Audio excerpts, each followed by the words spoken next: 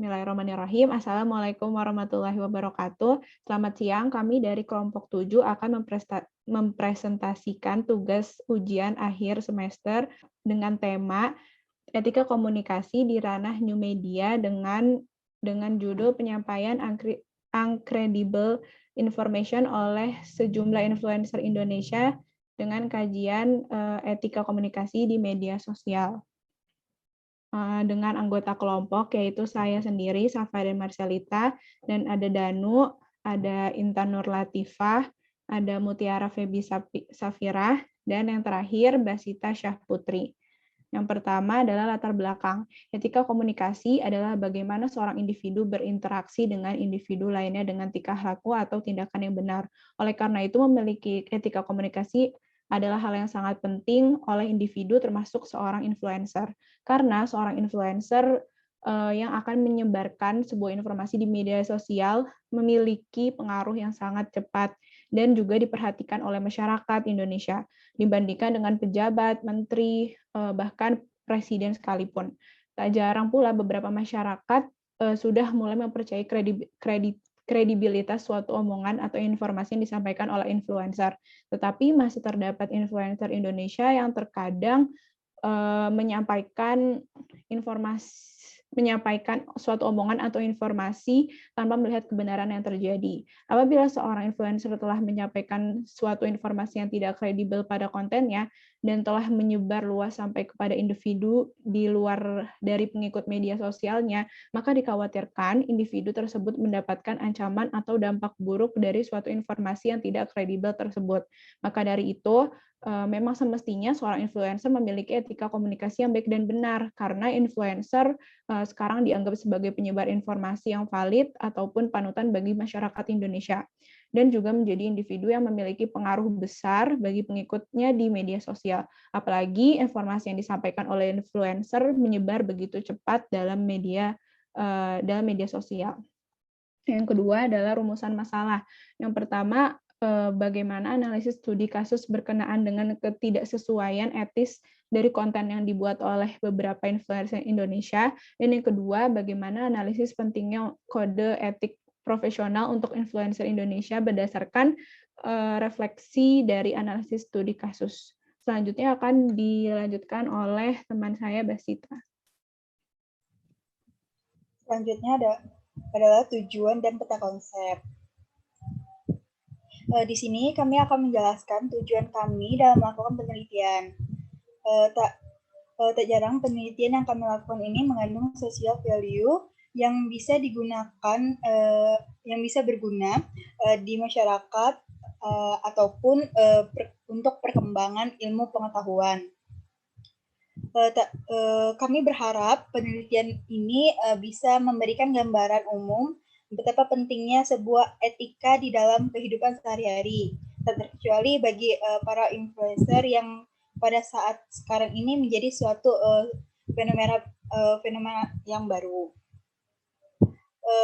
Terus ada tujuan dari kami yang melakukan riset kualitatif. Itu ada dua. Yang pertama, melakukan gambaran bagaimana etika komunikasi yang baik di depan publik, khususnya influencer Indonesia dan masyarakat Indonesia di dalam cyberscape. Terus yang kedua, memberikan penekanan tentang pentingnya suatu aturan yang mengikat bagi para profesional influencer dalam menjalankan pekerjaannya, mengingat influencer ini menjadi suatu profesi yang baru. Next.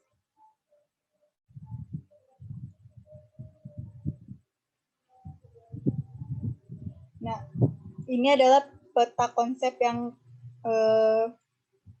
kami buat. Jadi yang pertama itu ada opening. Di opening tadi telah kita lihat kalau misalnya tadi tuh penjelasan mengenai identitas presenter, terus yang kedua ada latar belakang dan rumusan masalah, dan yang sekarang saya bahas itu tujuan dan peta konsep. Terus yang kedua ada theoretical basic, ethics communication. Jadi ada what in uncredible information, terus yang kedua ada what is influencer, dan yang terakhir ethics in rules for influencer. Terus yang ketiga ada metodologi. Metodologi ini ada 4, yaitu metodologi kuantitatif, studi kasus, pendekatan deskriptif studi literatur, dan analisis. Yang keempat ada research result. Terus ini ada 2 yang akan dibahas. Yang pertama analysis of cases of ethical non-complications for influencer. Terus yang kedua ada the influencer of the professional code and ethics for influencer. Terus yang kelima ada closing, yaitu ada saran dan kesimpulan. Next. Selanjutnya akan dibahas dengan rekan saya. Oke, sebelum masuk ke studi kasusnya, saya akan membahas mengenai landasan teorinya terlebih dahulu. Pertama, apa itu etika dan komunikasi? Etika atau etik itu berasal dari kata dalam bahasa Yunani, yaitu ethos. Apa itu artinya? Yaitu norma-norma, nilai-nilai, kaidah, atau ukuran-ukuran dalam bertingkah laku bagi manusia yang dianggap baik. Nah, ethos inilah yang menjadi dasar adanya pembahasan etika komunikasi. Dalam melakukan aktivitas komunikasi itu perlukan sekali adanya etika. Nah, di sini itu telah dipaparkan beberapa pendapat mengenai etika dari beberapa ahli. Pertama ada Dr. Andasim Norakir yang menyatakan bahwa etika atau etik adalah pandangan manusia dalam berperilaku menurut ukuran dan nilai yang baik. Sedangkan ada pula pendapat dari Dr. Andes Sidi Gajalba dalam Sistematika Filsafat, etika adalah teori tentang tingkah laku perbuatan bagi manusia yang dipandang dari segi baik dan buruknya, sejauh yang dapat ditentukan oleh akal. Ada pula pendapat dari Bapak Rahmat Kriantono, yaitu etika juga merupakan kumpulan asas atau nilai moral, misalnya saja pada kumpulan kode etik. Nah, hal ini tuh bisa dicontohkan pada etika pariwara yang telah dirumuskan pada sebuah buku pedoman yang disebut dengan Kode Etik Pariwara Indonesia, dan itu tuh merupakan seperangkat aturan tertulis atau absah yang mengatur segala aktivitas pariwara dalam mempromosikan barang atau jasa. Bisa di next. Nah, selanjutnya apa itu uncredible information? Uncredible information atau dalam kehidupan sehari-hari itu biasa disebut dengan informasi hoax. Itu informasi yang kurang kredibel atau bahkan tidak mengandung fakta yang benar-benar terjadi. Nah, hoax ini juga bisa disebut dengan informasi yang ditambah-tambahi atau informasi yang dikurang-kurangi sehingga unsur kredibilitas dalam informasi tersebut hilang. Dan seseorang yang membuat, menyampaikan, menuliskan, atau menggunakan informasi yang tidak benar untuk membuat orang lain percaya disebut dengan penyebar informasi hoax. Selanjutnya, apa itu influencer? Nah, influencer ini merupakan seorang panutan yang perkataan atau perbuatannya itu mampu mempengaruhi, merubah pikiran, maupun merubah perilaku orang lain. Dan influencer ini umumnya memiliki followers atau pengikut yang banyak sehingga dia memiliki kekuatan untuk mempengaruhi. Nah, di bidang pariwara atau periklanan, influencer ini merupakan seseorang yang berperan memberi pengaruh terhadap keputusan pembelian karena otoritas, pengetahuan, dan hubungan mereka dengan audiens.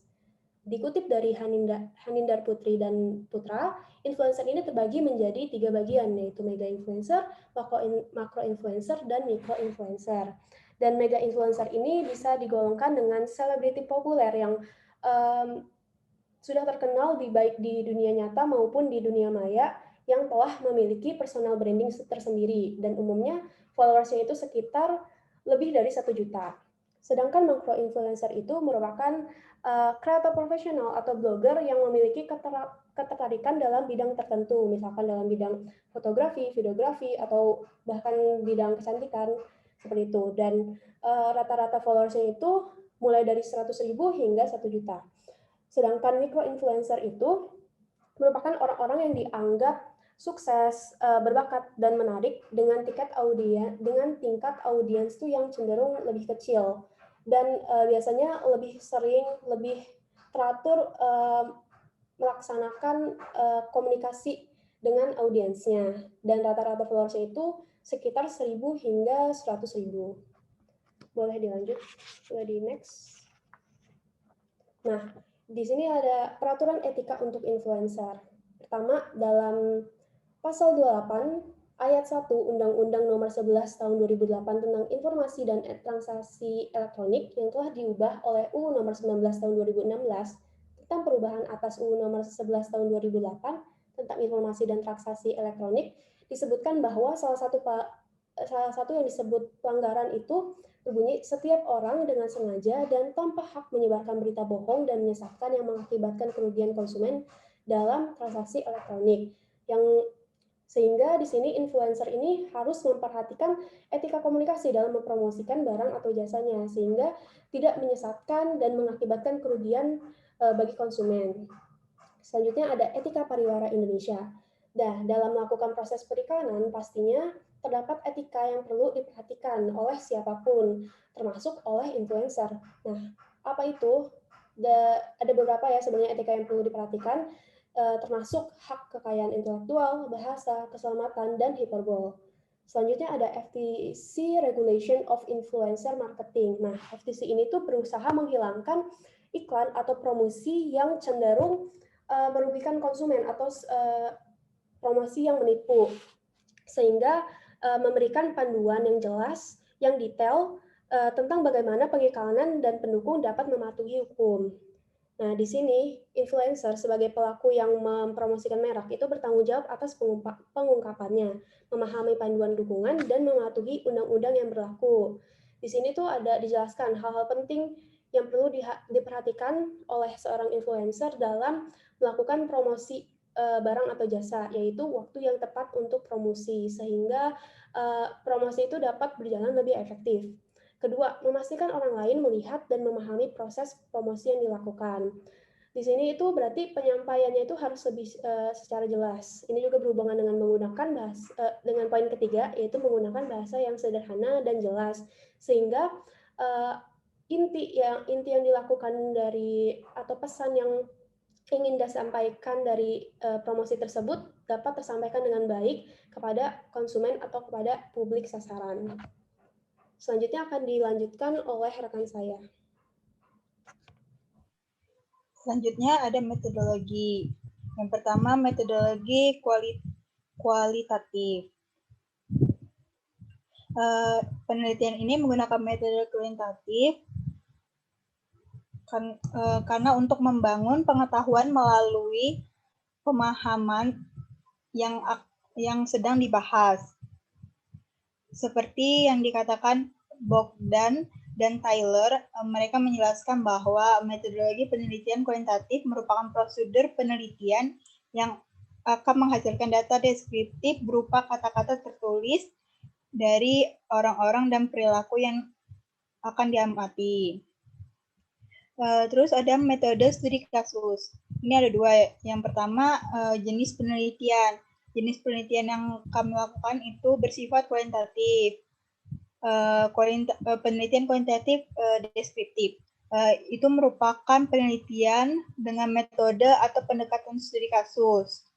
Penelitian ini berpusat pada satu objek tertentu yang mengajarinya sebagai suatu kasus. Terus ada subjek penelitian. Subjek pelaku tindakan adalah influencer yang saat ini sedang booming di media sosial. Sebagai contohnya seperti influencer Aukarin, Nabila Rahmadati, Linda Safai, dan influencer lainnya yang bisa kami jadikan contoh dari pelaku tindakan yang akan membantu penyelesaian dari penelitian ini. Terus ada pendekatan deskriptif studi literatur. Pendekatan deskriptif studi literatur ini dipilih untuk menggambarkan berbagai kondisi yang menjadi objek dari penelitian ini. Pendekatan ini bertujuan untuk melihat bagaimana kajian etika komunikasi di media sosial yang ditunjukkan oleh sejumlah influencer yang ada di Indonesia. Sumber dari literatur ini kami gunakan berasal dari jurnal dan buku yang bisa kami akses baik itu online dan ataupun download. Terus yang terakhir ada analisis subjektif. Dalam penelitian ini berbagai data yang akan dianalisis berasal dari jurnal yang telah kami kumpulkan. Dari data inilah yang nantinya akan ada data yang kami analisis berdasarkan kerangka yang telah kami buat sebelumnya. Selanjutnya, kami akan mengambil kesimpulan dan saran dari hasil yang kami dapatkan. Selanjutnya akan dilanjutkan oleh rekan saya. Ya, baik.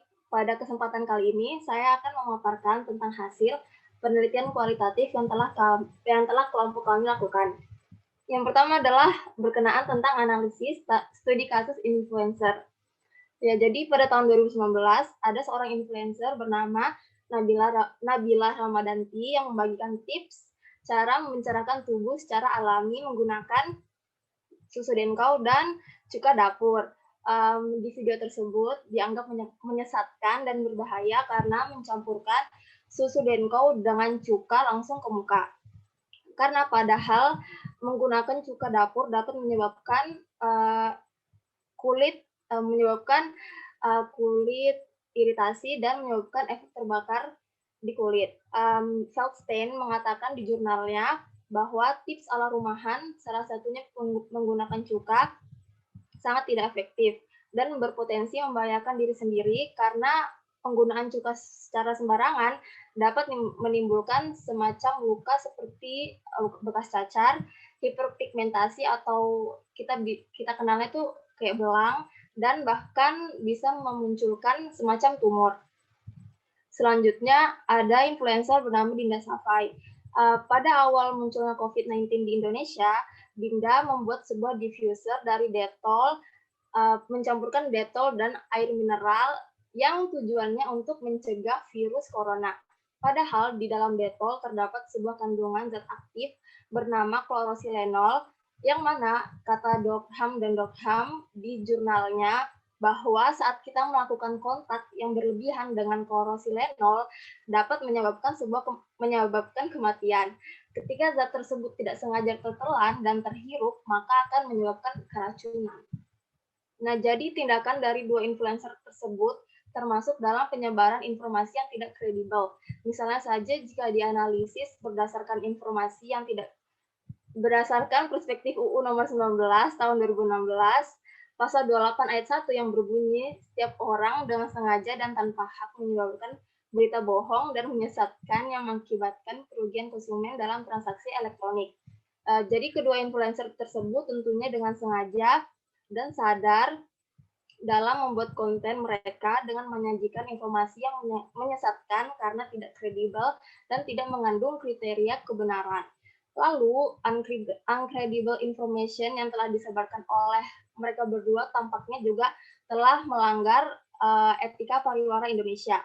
Jadi, di etika pariwara Indonesia menyebutkan bahwa ketika kita menyajikan informasi harus menggunakan bahasa yang mudah dicerna dan tidak boleh menyesatkan publik, serta adanya manfaat produk yang harus disampaikan dengan jujur, jelas, bertanggung jawab, dan tidak boleh menambahkan manfaat-manfaat lainnya.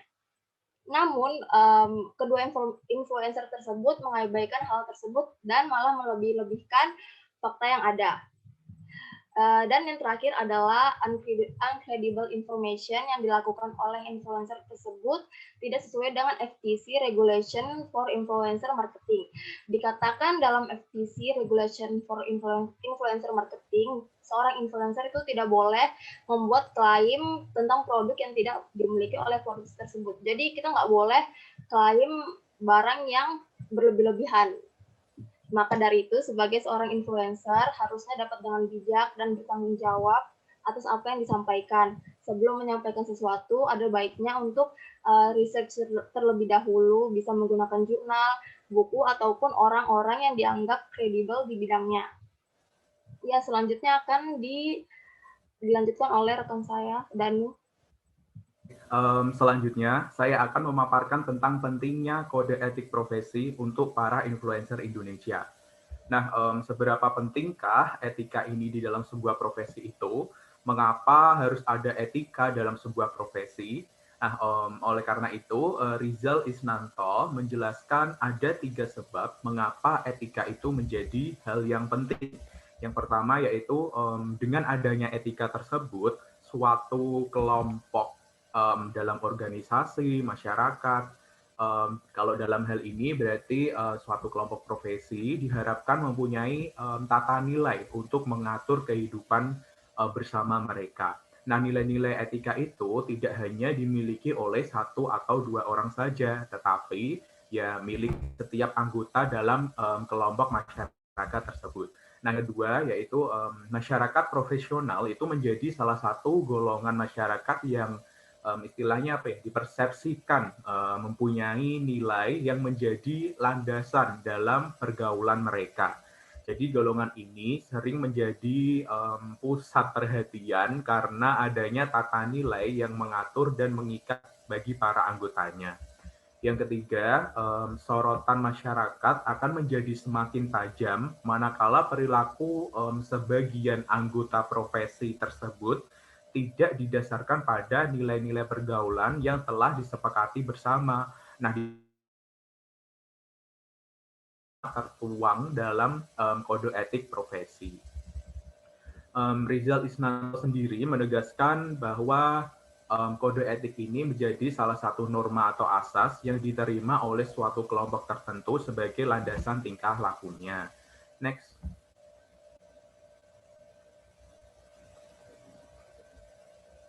Nah, bisa dibayangkan apabila sebuah profesi itu tidak memiliki suatu kode etik, suatu aturan bersama yang menjadi istilahnya pedoman, rambu-rambu, batasan bagi mereka dalam melakukan suatu hal.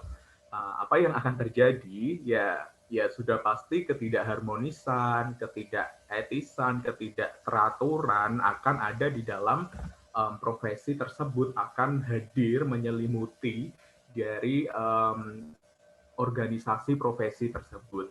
Nah, mereka tidak punya batasan mana yang disebut benar dan sesuai, lalu mana yang disebut salah atau keliru. Jadi ego akan menjadi senjata bagi mereka, bagi anggotanya dalam menjalankan aktivitas sesuai dengan apa yang mereka mau. Sedangkan setiap orang, setiap anggota yang ada di dalam profesi tersebut kan sudah pasti memiliki latar belakang yang berbeda dan tentunya dengan pola pikir, perspektif, kondisi sosial yang juga berbeda pula. Jadi ini tuh ibarat kayak masyarakat tanpa adanya hukum, ya sudah pasti ketidakteraturan akan terjadi di mana-mana. Seperti fenomena influencer di Indonesia sekarang ini yang tadi sudah dijelaskan oleh teman-teman saya. Next.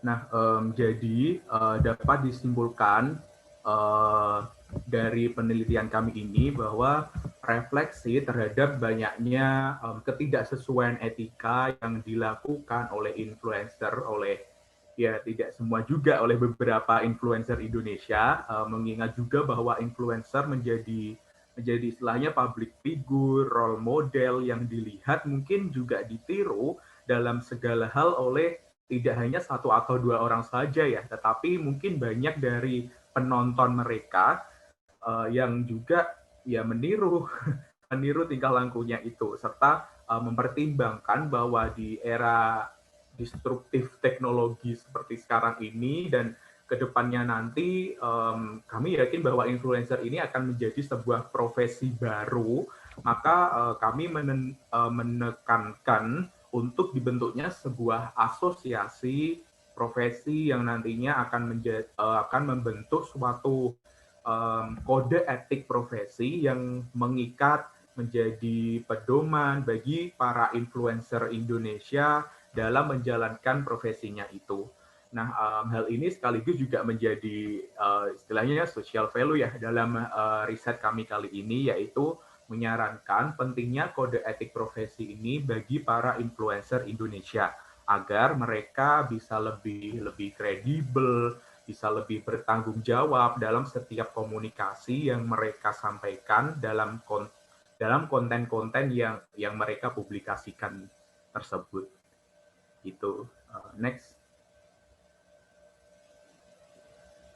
Nah, berikut adalah daftar pustaka, rujukan, referensi yang kami gunakan selama dalam melakukan riset kali ini.